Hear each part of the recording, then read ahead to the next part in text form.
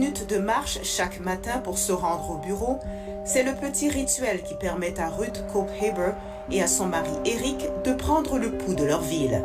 Or, les jours passent et le pouls demeure faible. During normal times, there would be 30 people walking in and out. The building's now 90% empty. Les gratte-ciel emblématiques de Midtown, quartier d'affaires de Manhattan, sont encore pour la plupart des coquilles vides, ou presque. The lights can be on, but there are 2 people on that floor, which accommodates 300. Le constat est le même lorsqu'on pénètre dans l'édifice où se trouve le bureau de Ruth et d'Eric. You know, sometimes I feel like I'm living in a sci-fi dystopia. Les autres locataires de l'étage, partis lors du confinement, ne sont pas revenus. Ils sont une centaine, habituellement. I want to be in the office, but empty office buildings are not pleasant. Même si la mise en pause de l'économie est terminée, les travailleurs reprennent le chemin du bureau au compte-gouttes. Le virus leur fait peur. Cette New-Yorkaise de 4e génération, conseillère en immobilier commercial, a dû s'adapter. Elle travaille maintenant chez elle. You could say I'm in a business now that's akin to selling ice to Eskimos or selling sand in the desert. People don't want offices now. Selon un sondage du Partnership for New York City, un organisme représentant des gens d'affaires, environ 10% des employés de bureaux sont de retour. Le quart des travailleurs seulement peuplera à nouveau les tours de bureaux à la fin de l'année et la moitié en juillet prochain. This building is One Vanderbilt. It's 1.7 million square feet of new offices. It's the newest skyscraper that just opened last week in Midtown Manhattan. But unfortunately, it opened to a basically empty. Si la pandémie a paralysé la ville, l'engouement pour le télétravail l'a miné davantage. L'allocation d'espaces commerciaux a fait un plongeon vertigineux. Last year in 2019, we saw almost a record high year of office leasing, over 30 million square feet of new leases. And you compare that to this year, it's just over 13 million square feet of new leases so far.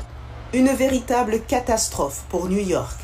Les immeubles de bureaux génèrent près de 10% de ses recettes fiscales. C'est tout un écosystème qui dépend d'eux pour survivre. Restaurants, commerces, hôtels, détaillants. A New York institution. Chaque jour, Ruth et Eric découvrent une nouvelle fermeture, une nouvelle faillite. Across the street there, a very famous New York restaurant, Rosa Mexicana, 35 years in business.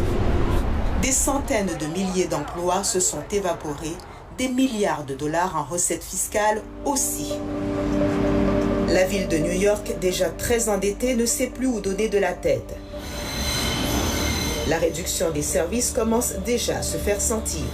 So the mayor has already cut garbage collection in New York City. They are no longer picking up trash on the corners every single day. They've scaled back the amount of service that they've been providing. La crise du coronavirus a déjà coûté 10 milliards de dollars à la ville. Le maire Bill de Blasio a demandé à l'État de New York l'autorisation d'emprunter 5 milliards de dollars pour financer les dépenses courantes. Il a menacé de licencier 22 000 employés.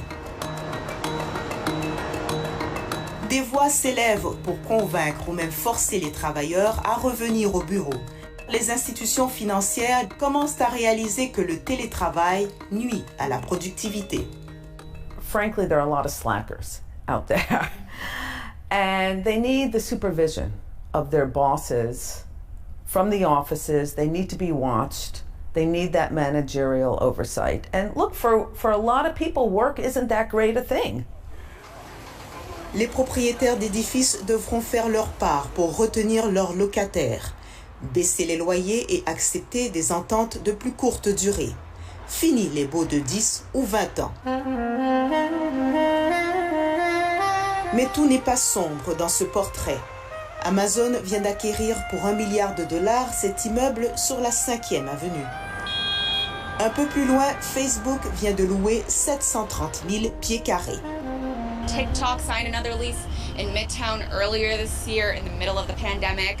You know, there is confidence in the long-term view of the market. Ces urbanistes réfléchissent à la transformation à long terme de la ville. I think one of the solutions is to bring a different kind of office space to the fore, to make it safer for one thing. So there have to be, COVID-resistant designs. I think we need to find a way of working that has both remote and also in person. Rockefeller Center is a very good example of a sort of center that has multiple uses. It has the television studios that everyone knows, at the top. It has restaurants. It has partly exhibits and all kinds of shopping. It has a lot of different functions in it. À court terme, des initiatives émergent pour donner un semblant de normalité à la ville. L'Orchestre Philharmonique offre des concerts gratuits en plein air. Les artistes utilisent des locaux commerciaux vacants. L'apéritif après le travail a déjà été plus festif pour Ruth et Eric. Ils misent sur un vaccin contre le virus.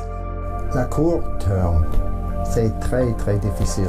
Elle rêve d'une solution plus immédiate. We're going to need a lot of financial help from Washington. A lot. And I envision something akin to a Marshall Plan. La vie de